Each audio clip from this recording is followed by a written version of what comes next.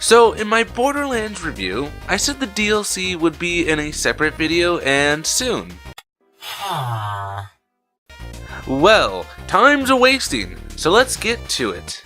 First on our list is Dr. Ned on Zombie Island. Oh geez. Oh, hell no! I am deathly afraid of zombies.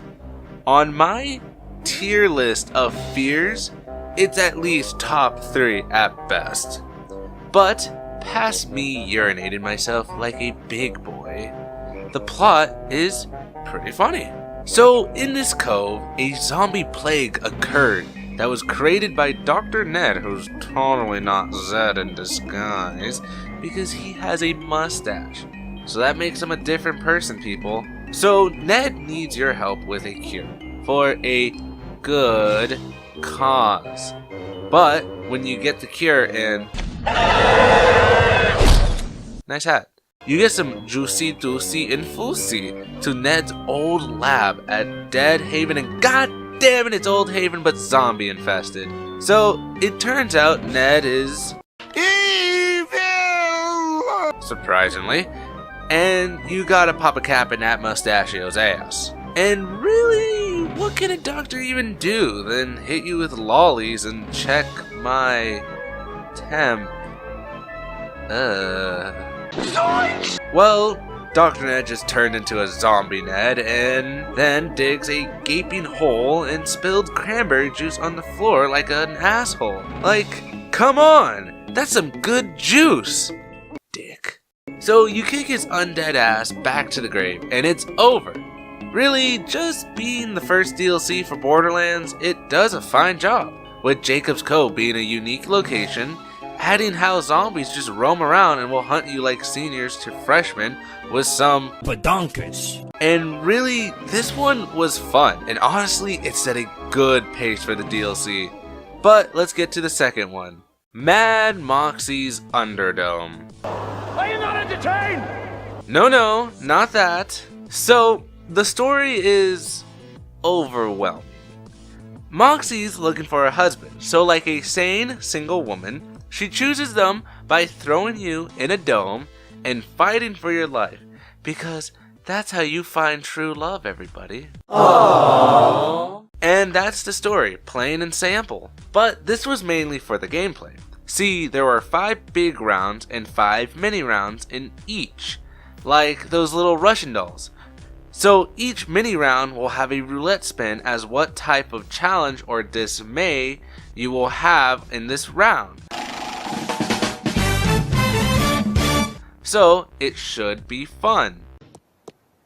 Coming through, challenge dual Highland. How dare you? Demand satisfaction. Yeah, it's boring as bloody hell. Not going to lie, this DLC sucks because it's just fighting over and over and over. And don't get me started on what happens if you die. But I will acknowledge this was the beginning of the bank where you can store your guns for... Now, Mad Moxie's Underdome as a DLC was a letdown. It had a start, but it crashed. But this third one really takes the cake for me, and honestly, it's the best one in my opinion. General Knox's Secret Armory, or what I like to call Ron Swanson hiding his secret stash of bacon. What I said was, give me all the bacon and eggs you have. Do you understand? Now, in this one, Atlas comes back to Pandora. Since the end of Borderlands, they not only lost their pride, they also lost the Vault. This led to Atlas being butthurt little kids who lost a game of Fortnite.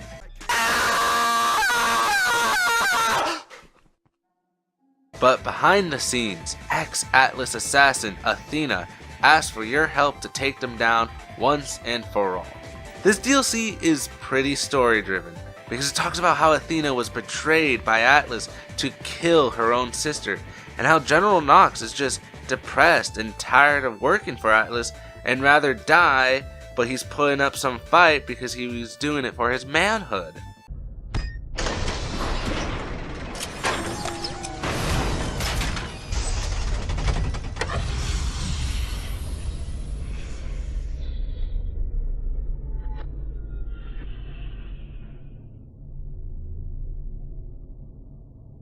Well, that's just inappropriate timing.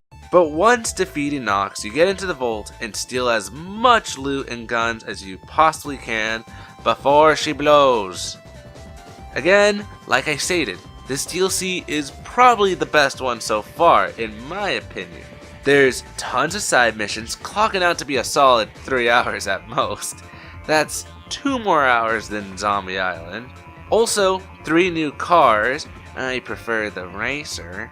Deja vu, I just been in this place before. Higher on the street, and I know it's my time to go. And it's the start of another staple to Borderlands, raid bosses.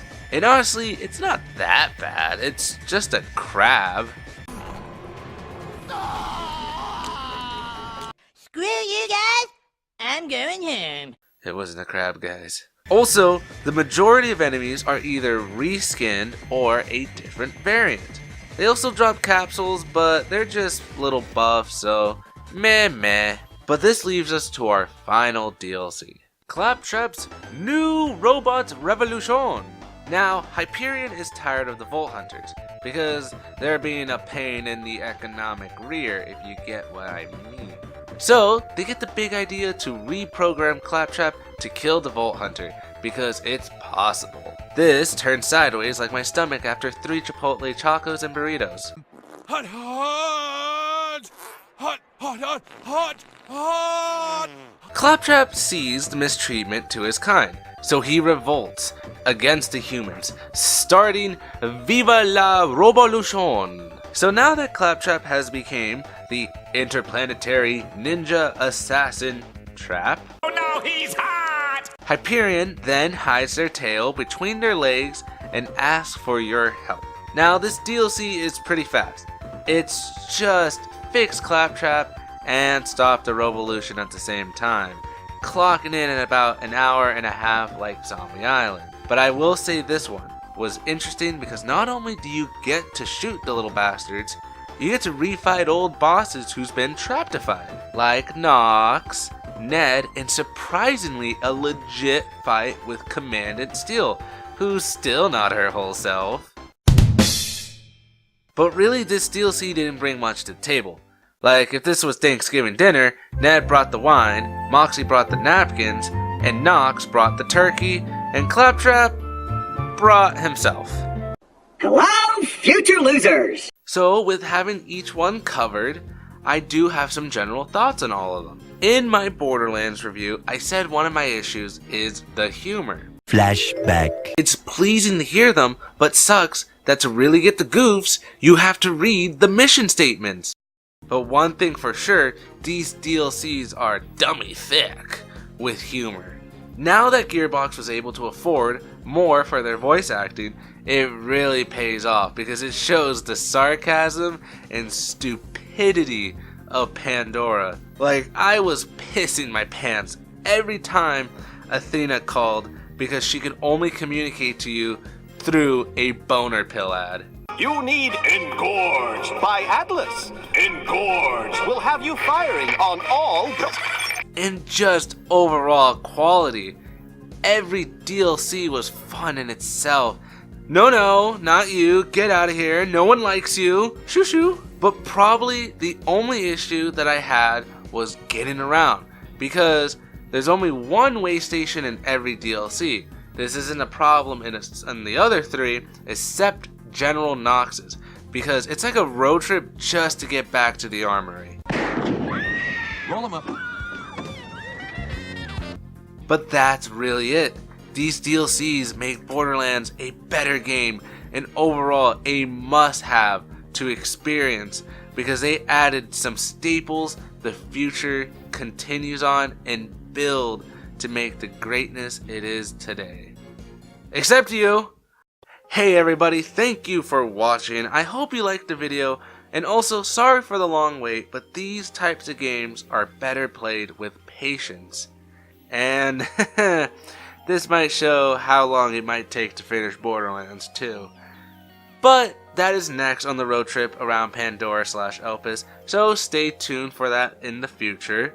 And also, please don't forget to subscribe for more reviews and some possible dad versus son videos, because they're pretty fun for us. Also, don't forget to tap that bell for future notifications.